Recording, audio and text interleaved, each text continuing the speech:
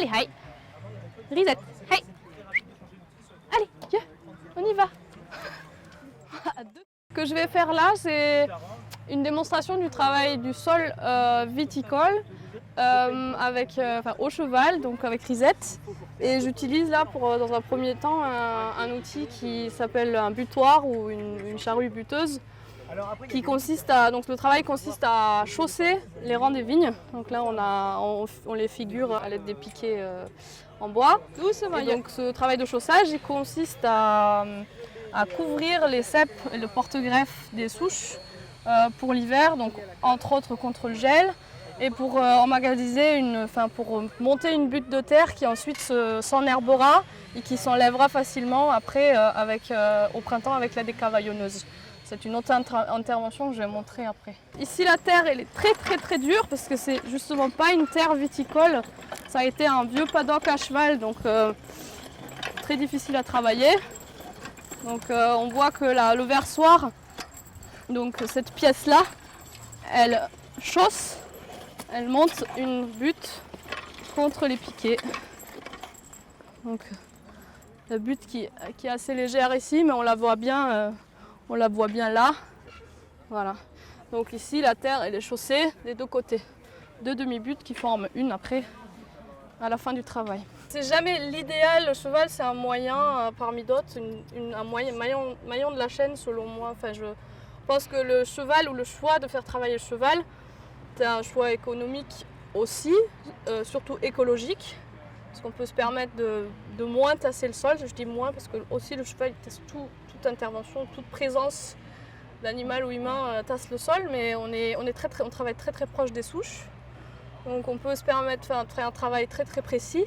Parce que ce travail de décavaillonnage au tracteur est, pour ceux qui connaissent, assez coûteux en temps, en énergie aussi et en machine.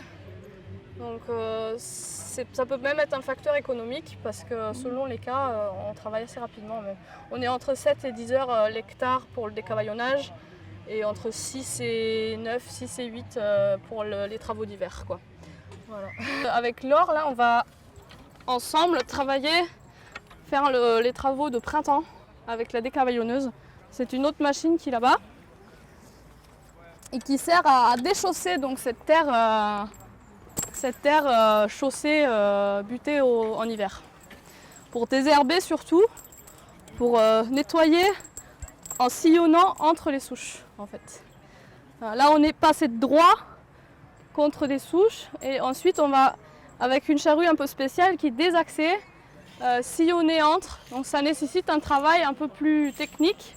Le cheval, il faut que le cheval il marche très doucement parce qu'on va faire en même temps un petit mouvement de va-et-vient comme ça entre les souches. Voilà. Est-ce que c'est un coup de main qui est dur à prendre? C'est un coup de main qu'il faut apprendre. Après c'est relatif, c'est pas dur. Il faut surtout faire en sorte que le cheval il soit bien dressé, que la machine elle soit bien d'aplomb, que tout techniquement soit en place pour pas forcer trop. Voilà, surtout ça quoi. Après moi je fais de la prestation de service, donc je travaille chez des clients, c'est dans des vignes, donc dans des vignes chez des professionnels, des vignerons indépendants. Normalement les vignes sont propres et enfin on n'est pas amené à travailler, à forcer très dur quoi. Au fur et à mesure des années aussi le sol il devient très meuble. Voilà. Voilà, pas celui-là et celui-là. Voilà, nickel. Donc là on pose en fait la roue de cette machine un peu désaxée comme ça. On pose la roue dans le sillon qu'on a créé auparavant. Et on va faire ce mouvement un peu va-et-vient pour sortir toute cette terre du rang. Voilà. C'est le travail de printemps, des herbages précis, proches des souches. Donc là, je sors au moment où je rencontre la souche. Je rentre au moment où je suis entre les deux souches. Donc le cheval c'est Risette, c'est une jument près du nord de 10 ans. Il fait ça depuis quelques années. Et voilà.